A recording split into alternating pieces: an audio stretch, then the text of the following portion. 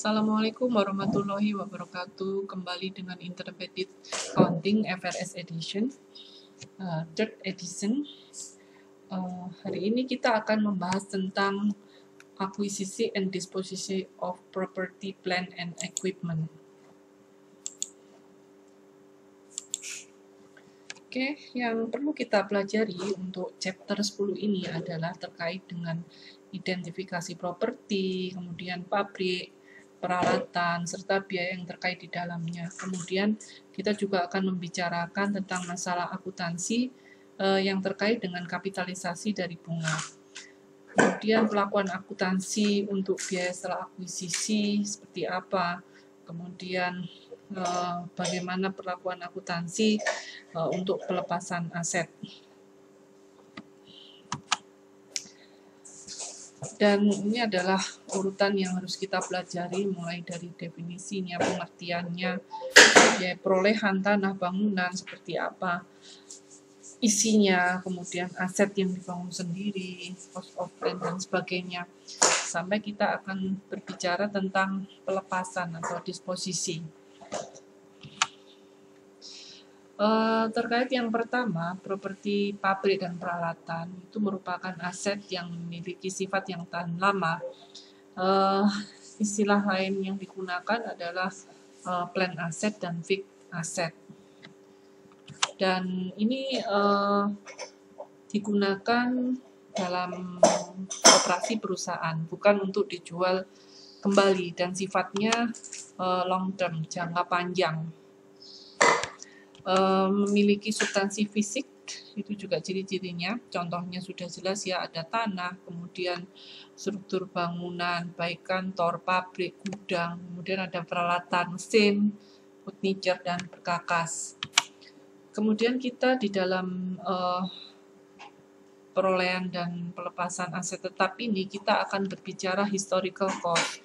Jadi dia mengukur kas atau harga setara kas untuk memperoleh aset dan membawanya ke lokasi dan kondisi yang diperlukan untuk tujuan penggunaannya. Dan ini secara umum biar ini termasuk purchase price, harga beli. Jadi termasuk di sini biaya masuk dan pajak pembelian, dikurangi dengan diskon kalau ada atau rabatnya. Kemudian yang kedua terkait dengan biaya yang diatribusikan untuk membawa aset ke lokasi yang diperlukan untuk digunakan dengan cara dimaksud yang diminta oleh perusahaan. Kemudian terkait dengan masih akuisisi, jadi perusahaan itu menilai properti, pabrik, dan peralatan itu di periode berikutnya ada dua metode yang digunakan, yaitu yang pertama cost method dan fair value atau revaluation. Kemudian biaya-biaya yang timbul akibat perolehan aktiva tetap, yang pertama itu adalah biaya tanah, perolehan tanah, cost of land. Ini merupakan semua pengeluaran yang dilakukan untuk memperoleh tanah dan menyiapkannya hingga dia siap digunakan. Biaya ini meliputi ada biaya pembelian, kemudian biaya penutupan, misalnya hak atas tanah, biaya pengacaranya seperti apa, kemudian ada biaya penilaian, pengisian, pengeringan, pembersihan, dan sebagainya. Kemudian ada asumsi hak gadai, hipotek, sitaan atau sitaan yang terkait dengan properti. Kemudian juga ada perbaikan lahan, misalnya di sini memiliki umur yang tidak terbatas. Kemudian masih ke biaya tanah, terkait dengan perbaikan dengan umur terbatas, itu misalnya jalan masuk di pribadi ya, itu bisa, kemudian jalan setapak, pagar, tempat parkir. Kemudian ada juga tanah yang diperoleh dan dimiliki untuk spekulasi, jadi digunakan untuk investasi. Kemudian ada juga tanah yang dimiliki oleh real estate, jadi dijual kembali dengan klasifikasi sebagai inventory. Kemudian ada juga cost of building atau biaya bangunan. untuk biaya bangunan ini itu mencakup semua hal yang terkait langsung dengan akuisisi atau konstruksi, dan biaya ini di sini ada biaya bahan, kemudian tenaga kerja, biaya overhead, kemudian biaya profesional. Tuh. Dan di sini perusahaan itu menganggap semua biaya yang dikeluarkan itu mulai dari penggalian sampai penyelesaian itu merupakan bagian dari biaya bangunan itu sendiri. Kemudian biaya perolehan peralatan atau biaya cost of equipment. Di sini termasuk dalam semua pengeluaran yang terjadi untuk memperoleh peralatan hingga peralatan tersebut siap digunakan. Jadi di sini ada purchase price, kemudian freight and handling charge atau biaya pengiriman dan penanganan, kemudian ada asuransinya, terus biaya cost of special foundation misalnya dari yayasan, kemudian ada biaya perakitan, kemudian biaya uji coba, itu terkait dengan cost of equipment. Kemudian ini adalah contoh untuk klasifikasi dari 3 tadi. Contohnya misalnya di sini, jadi termasuk kategori pengeluaran yang mana? Yang pertama, untuk slide yang pertama di sini, misalnya uang yang dipinjam. Jadi di sini ada uang yang dipinjam untuk membayar kontraktor bangunan atau jadi untuk ditandatangani di nota ini Mas Ian. Ini termasuk kategori notes payable. Kemudian ada pembayaran untuk konstruksi dari hasil vessel. Nah, ini sudah building berarti, ya kan? Kemudian terkait dengan cost of land, fill and clearing. Jadi biaya penimbunan dan pembukaan lahan, ini berarti land, ya kan? Kategorinya adalah biaya perolehan tanah. Kemudian ada delinquent real estate tax. Jadi pajak real estate yang menunggak atas properti yang ditanggung oleh pembeli. Ini juga tanah. Kemudian ada premi dari polis asuransi 6 bulan selama konstruksi. Ini juga terkait dengan building. Ini adalah contoh-contohnya. Ada sampai K ini ya. Ini Anda kategorikan. Anda baca slide-nya. Kemudian kita lanjut ya. Terkait dengan slide yang ke-14, yaitu terkait dengan self construction asset atau aset yang dibangun sendiri. Biayanya termasuk di sini ada biaya material and direct labor, kemudian ada biaya overhead, yang di sini ada 2 cara untuk menanganinya. Yang pertama itu adalah tetapkan tidak ada overhead tetap dan tidak ada overhead tetap. Yang kedua adalah sebagian dari semua biaya overhead itu untuk proses konstruksi. Nah, perusahaan itu bisa menggunakan metode kedua secara ekstensif, itu bisa digunakan. Kemudian ini adalah terkait dengan biaya bunga selama konstruksi. Jadi ada 3 pendekatan yang disarankan untuk bunga yang timbul dalam proses konstruksi, selama proses konstruksi. Jadi yang pertama di sini adalah yang pertama yang digunakan pendekatannya adalah capitalist no interest during construction, yaitu tidak mengapitalisasi bunga selama konstruksi. Kemudian yang kedua adalah kapitalisasi biaya aktual yang terjadi selama proses konstruksi. Dan yang ketiga adalah kapitalisasi semua biaya atas dana. Nah, yang disarankan FRS itu adalah pendekatan yang kedua. Jadi, pendekatan kedua di sini, kapitalis actual interest, jadi memanfaatkan bunga aktual, ini konsisten dengan historical cost. Jadi, kapitalisasi dengan mempertimbangkan 3 item. Yang pertama itu adalah aset yang memenuhi syarat, kemudian periode kapitalisasi itu sendiri, dan jumlah yang dikapitalisasi. Kemudian untuk aset yang memenuhi kualifikasi, di sini memerlukan jangka waktu yang cukup lama untuk menyiapkannya, untuk penggunaan atau penjualan yang diinginkan. Ada dua tipe aset yang bisa dikategorikan dalam hal ini. Yang pertama itu adalah aset yang sedang dibangun atau digunakan sendiri oleh perusahaan. Kemudian yang kedua itu adalah aset yang dimaksudkan untuk dijual atau lease ya, atau disewakan, lease, yang dibangun atau diproduksi sebagai proyek yang terpisah. Nah, kemudian untuk periode kapitalisasinya seperti apa? Jadi dimulai ketika apa? Ketika pengeluaran untuk aset sedang terjadi, yang pertama. Kemudian yang kedua itu adalah aktivitas untuk menyiapkan aset yang digunakan atau dijual kembali itu sedang berlangsung. Dan yang terakhir itu adalah biaya bunga yang sedang terjadi. Untuk periode kapitalisasi. Kemudian dan berakhirnya kapan? Berakhirnya ketika aset tersebut secara substansial itu telah lengkap atau siap untuk digunakan. Itu periode kapitalisasi. Kemudian terkait dengan amount kapitalisasi atau jumlah yang akan dikapitalisasi itu seperti apa? Terkait dengan itu adalah kapitalisasi itu the lesser, jadi lesser of, jadi memanfaatkan yang lebih kecil dari apa. Yang pertama adalah biaya bunga yang sebenarnya timbul atau yang sebenarnya timbul. Kemudian terkait dengan avoidable interest atau biaya bunga yang dapat dihindari di sini.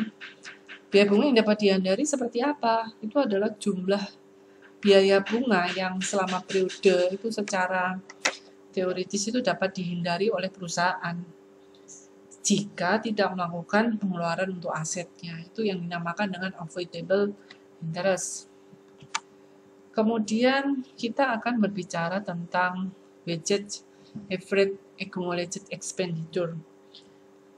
Jadi terkait dengan pengeluaran akumulasi rata-rata tertimbang. Di sini dalam menghitung akumulasi pengeluaran rata-rata tertimbang, itu perusahaan harus menimbang pengeluaran konstruksi dengan jumlah waktu ya kan, yang dapat menimbulkan biaya bunga atas pengeluaran tersebut. Nah, di sini biasanya adalah 1 tahun atau 1 periode akuntansi.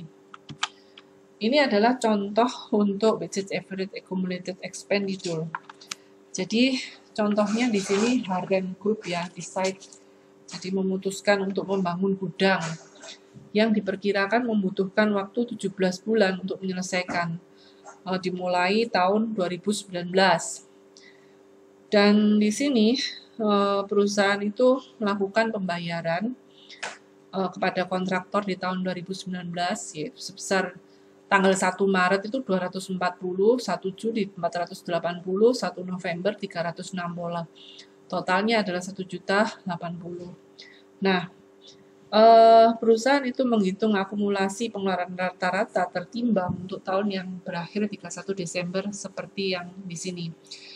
Dan periode kapitalisasi di akhir periode Desember berarti kita hitung dengan periode kapitalisasi, tinggal kita kalikan. Kalau 1 Maret berarti 10 bulan, 10 per 12, Juli 6 per 12, November 2 per 12.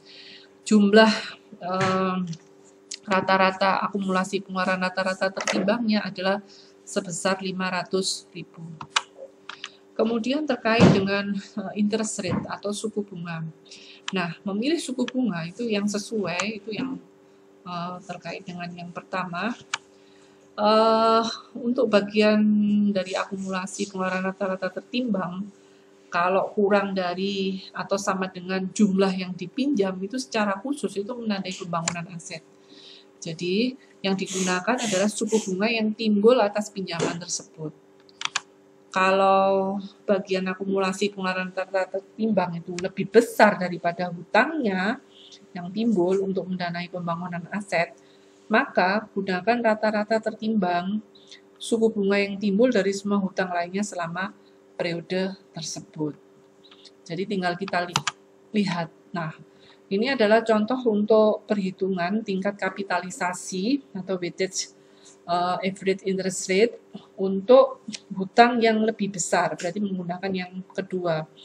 Lebih besar daripada jumlah yang dikeluarkan secara khusus untuk mendanai pembangunan aset. Maka dia menggunakan rata-rata tertimbang untuk penentuan suku bunganya. Di sini contohnya untuk slide 23.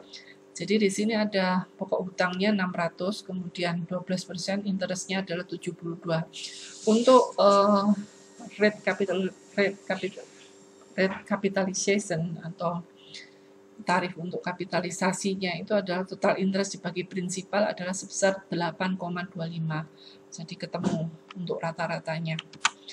Kemudian untuk contoh lagi, tanggal 1 November 2018, ini contohnya perusahaan itu mengontrak Prefer Construction. Jadi itu construct a building, membangun sebuah gedung senilai 1,4 dengan di atas tanah seharga 1.000 yang dibeli dari kontraktor termasuk dalam pembayaran yang pertama. Di sini Salah melakukan pembayaran kepada perusahaan konstruksi selama 2019, mulai Januari, kemudian Maret, Mei, Desember masing-masing ada jumlahnya dengan total 1,5. Nah, di sini Prefer Construction itu menyelesaikan bangunannya, jadi siap dihuni tanggal 31 Desember. Salah memiliki sisa hutang pada 31 Desember yang pertama, yaitu terkait dengan hutang konstruksi khusus. Jadi di sini ada sebesar 750 dengan rincian Wesel bayar 15% 3 tahun untuk membiayai pembelian tanah dan pembangunan gedung. Kemudian di sini juga ada hutang lainnya, other debt, sebesar 550 dan 600 yang masing-masing. 550 itu dari notes payable, 10% jangka waktu 5 tahun. Kemudian ada obligasi juga, 12%, jangka waktunya adalah 10 tahun. Nah, yang diminta itu adalah hitung akumulasi pengeluaran rata-rata tertimbang tahun 2019. Untuk perhitungan ini, maka untuk pengeluaran yang dilakukan oleh Prefer yang dilakukan Salah, maka adalah tanggal 1 Januari, Maret, Mei, Desember sebesar 1,5. Dengan periodenya berakhir Desember, maka tinggal dikalikan dengan jumlah periodenya. Jumlah rata-rata akumulasi pengeluaran rata-rata tertimbangnya adalah sebesar 820. Kemudian untuk perhitungan bunga yang dapat dihindarkan, nah ini untuk avoidable interest, maka di sini kita lihat untuk yang pertama, untuk Wesel bayar yaitu senilai 15%, yaitu 750, kemudian interest rate-nya 15%, maka avoidable interest-nya adalah sebesar 112. Kemudian ini 70 itu berasal dari jumlah dari akumulasinya dikurangi dengan 750-nya, ini adalah 70. Ini merupakan jumlah akumulasi pengeluaran rata-rata tertimbang. Jadi melebihi pinjaman konstruksinya dari 750 ke 820. Jadi selisihnya 70. Kemudian untuk Wesel 10% itu sama caranya ya, tinggal masukkan pokoknya, interestnya 55, kemudian 12, ini sebesar 127. Kemudian untuk capitalization rate-nya, nah ini dari 127 dibandingkan dengan 1.150, hasilnya adalah 11,04%. Ini adalah untuk avoidable interest-nya adalah sebesar dikalikan dengan capitalization rate-nya menjadi 7.720. Total untuk avoidable interest-nya atau yang bisa dihindari, bunga yang dapat dihindari adalah sebesar 120,228. Kemudian untuk perhitungannya di sini, jadi jelas ya untuk construction note-nya.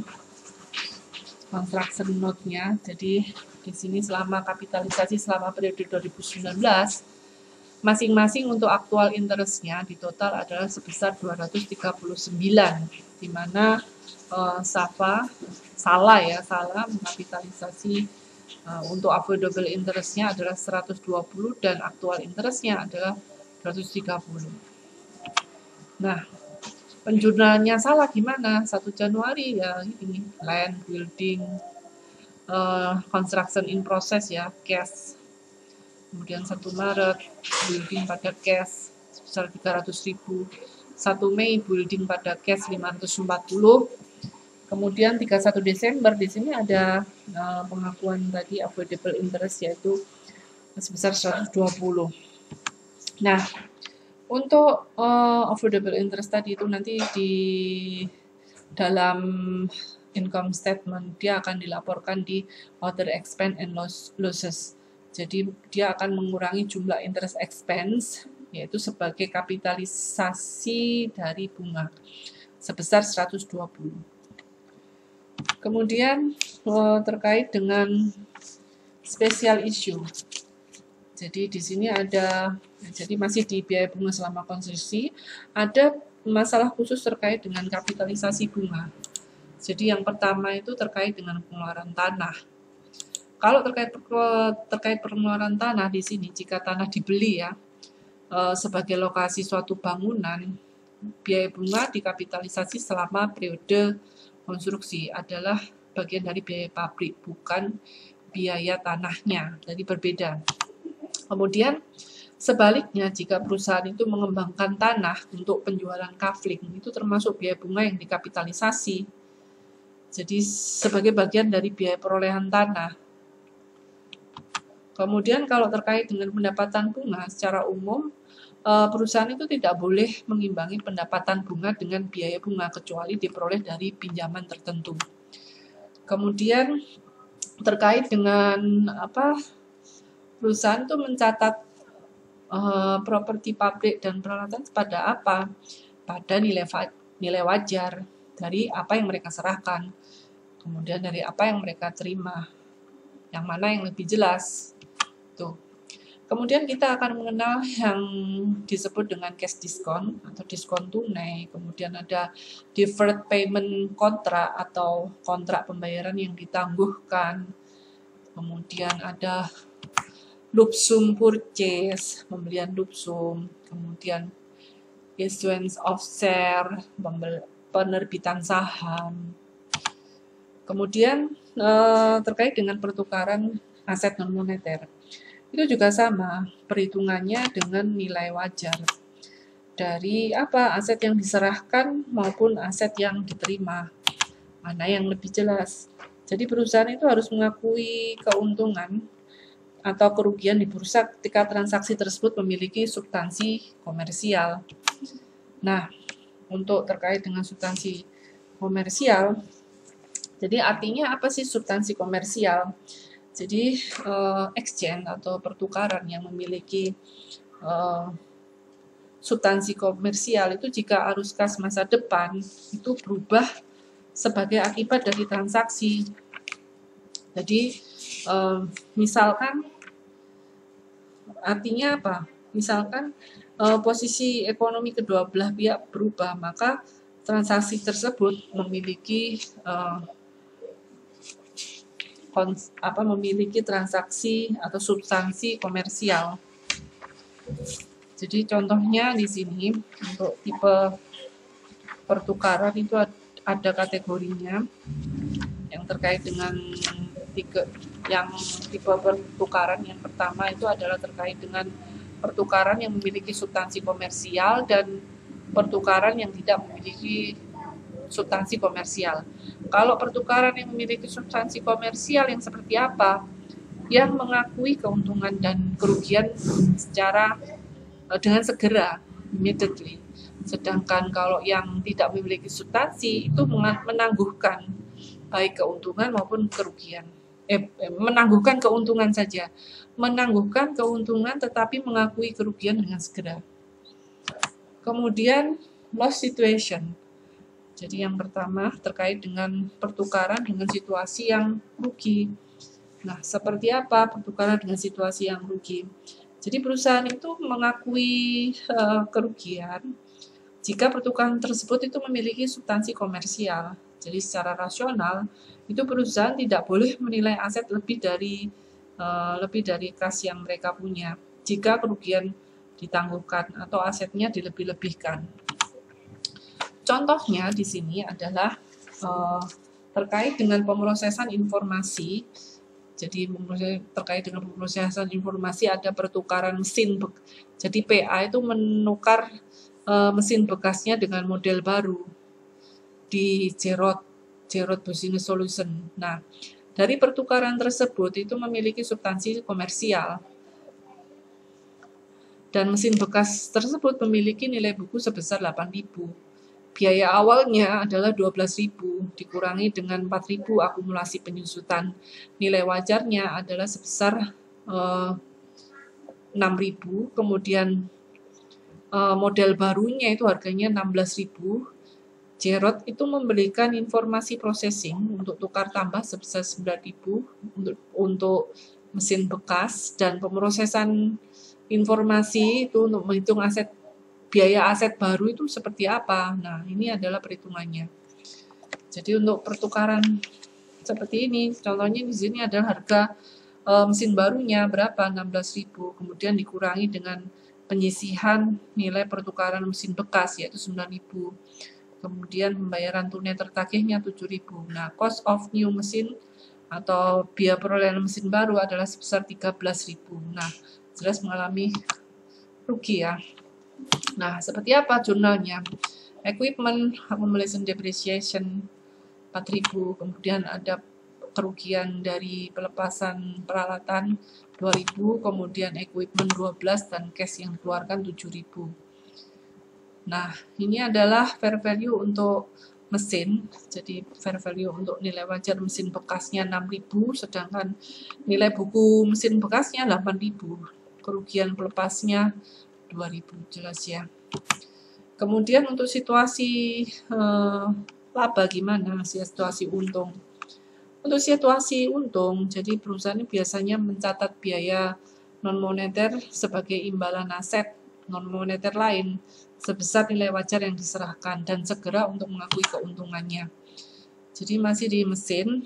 Jadi contohnya di sini perusahaan angkutan, jadi antar negara. Jadi di sini menggunakan menukar sejumlah truk bekasnya ditambah dengan uang tunai dengan truk yang baru ya kan, semi truck. Truk bekas ini memiliki nilai gabungan 42.000, yaitu 64 dikurangi 22. Dan agen pembelian di sini berpengalaman di pasar bekas menunjukkan bahwa truk bekas itu memiliki nilai wajar sebesar 49. Dengan truk ini Interstate harus membayar tunai sebesar 11.000 untuk semi truck yang baru. Caranya bagaimana? Jadi pertukarannya 49.000, cash paid-nya 11, cost of semi truck-nya adalah biaya untuk perolehan semi truck adalah sebesar 60.000. Nah, jurnalnya bagaimana? Untuk pengakuan keuntungan yaitu sebesar 7.000. Truk akumulasi depreciation, truk use gain pada cash.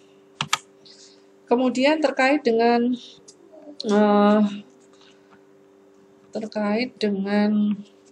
commercial substance. Jadi di sini terkait dengan tanpa substansi komersial atau terkait dengan jadi asumsinya adalah tidak memiliki substansi komersial. Jadi menolak keuntungan sebesar 7.000 dan mengurangi adanya pertukaran tadi. Nah, jurnalnya seperti apa? Kalau menolak berarti ya tidak ada pengakuan keuntungan, berarti sebesar ini. Jadi tidak ada pengakuan keuntungan. Kemudian kesimpulan yang bisa diambil untuk gain and loss akibat pertukaran non-monetary asset, yaitu yang pertama itu adalah Jika pertukaran itu memiliki substansi komersial, maka akan ada pengakuan seluruh keuntungan maupun kerugian. Kalau tidak memiliki substansi komersial, maka tidak ada keuntungan atau kerugian yang diakui. Kemudian terkait dengan pengungkapan itu juga terkait dengan sifat transaksi dan metode akuntansi yang dipakai. Kemudian keuntungan dan kerugiannya itu tetap diungkapkan di dalam pertukaran. Kemudian kita akan berbicara tentang hibah pemerintah. Hibah pemerintah di sini merupakan bantuan yang diterima dari pemerintah dalam bentuk macam-macam. Jadi sesuai dengan yang diberikan. Jadi di sini FRS itu mensyaratkan hibah yang diakui dalam pendapatan itu secara sistematis itu menyesuaikan dengan biaya yang terkait. Jadi ini contohnya. Jadi hibah untuk peralatan. Jadi Spektrum AG itu menerima subsidi sebesar 500.000 dari pemerintah untuk membeli peralatan laboratorium tanggal 2. Nah, kemudian biaya peralatan laboratoriumnya adalah sebesar 2 juta dengan memiliki masa manfaat 5 tahun disusutkan dengan garis lurus.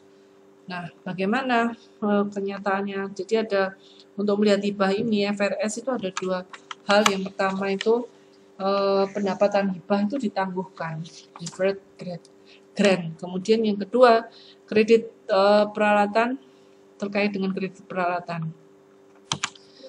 Untuk yang pertama, untuk grant hibah peralatan, jadi sebagai yang ditangguhkan, maka dia bagaimana ini contohnya untuk slide 47, jika Spektrum itu memilih pendapatan yang ditangguhkan sebesar 500.000. Diamortisasikan jumlah ini selama periode 5 tahun menjadi pendapatan 100.000 per tahun. Dampaknya dalam laporan keuangan. Nah, di sini untuk terkait dengan hibah ini, maka di sini ada kerugian yang harus diakui untuk net income-nya sebesar 300.000 karena di sini pencatatannya ditangguhkan. Jadi kemudian yang berikutnya, contoh yang berikutnya untuk Spektrum ya. Jadi memilih mengurangi biaya peralatan. Jadi peralatan tersebut dilaporkan. Jadi yang kedua, dia pilihannya adalah mengkreditkan peralatannya tersebut.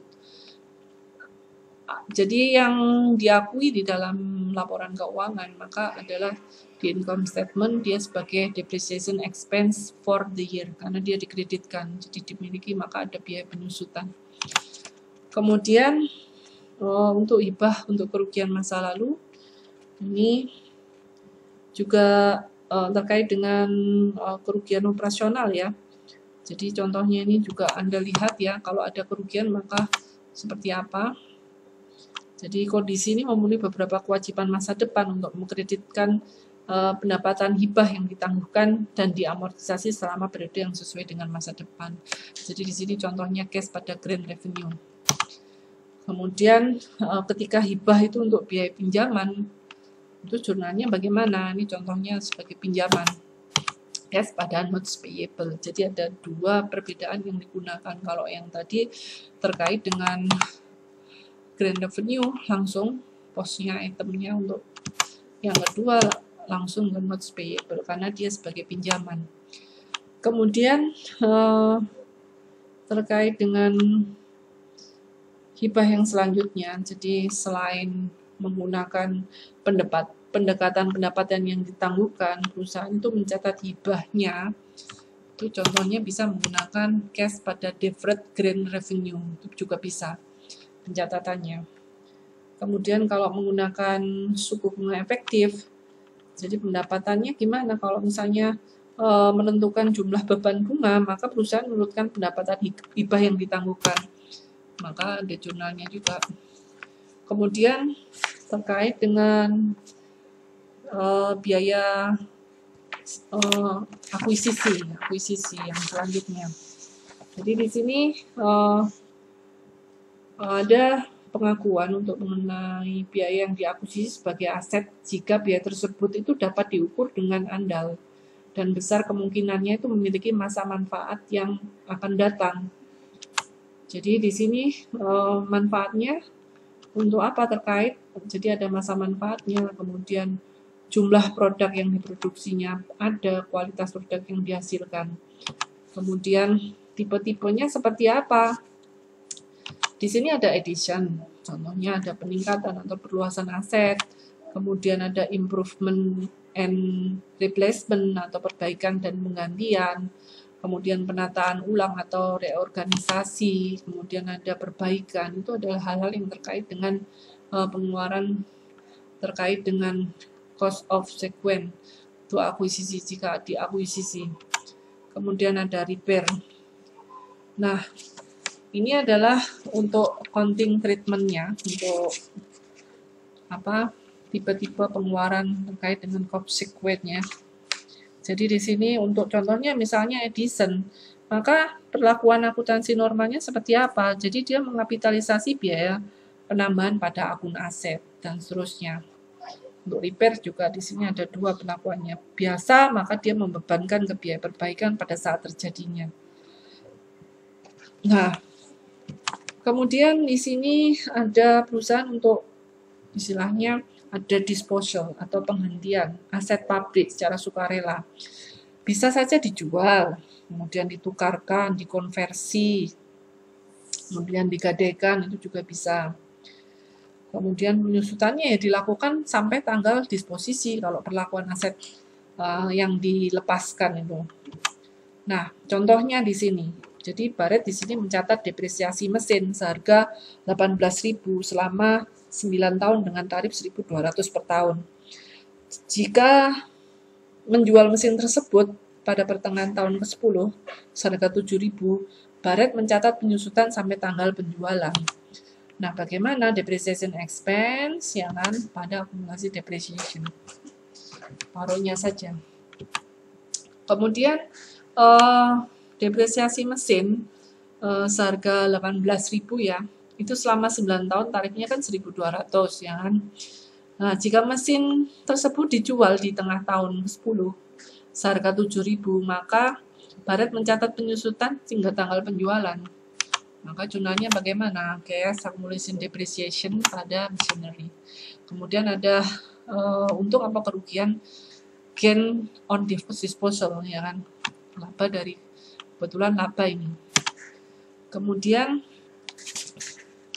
yang terakhir terkait dengan konversi, itu konversi secara paksa ya. Di sini kadang itu layanan aset itu dihentikan dari beberapa konversi yang secara tidak sengaja. Contohnya karena kebakaran, banjir, pencurian. Nah di sini perusahaan itu melaporkan perbedaan antara jumlah yang dipulihkan, misalnya dari pemulihan asuransi, kemudian bagaimana keadaan hukumnya. Dan jika ada nilai buku aset itu sebagai keuntungan atau kerugiannya. Jadi mereka memperlakukan keuntungan dan kerugian itu berdasarkan nilai bukunya. Ini contohnya misalnya, Camel Transport harus menjual pabrik yang terletak di properti perusahaan yang berdiri di tepat jalan raya antar negara bagian. Nah, di sini Camel menerima sebesar 500.000 secara substansial melebihi nilai buku tanah yaitu 150 dan nilai buku bangunan 1.000. Biaya 300 dikurangi akumulasi 200. Nah, Camel seperti apa mencatatnya? Cash pada akumulasi depreciation pada building, pada land sebesar 150. Gain on disposal of plant asset. Demikian untuk penjelasan saya untuk bab 10 terkait dengan perolehan dan pelepasan aset. Semoga bermanfaat. Wassalamualaikum warahmatullahi wabarakatuh.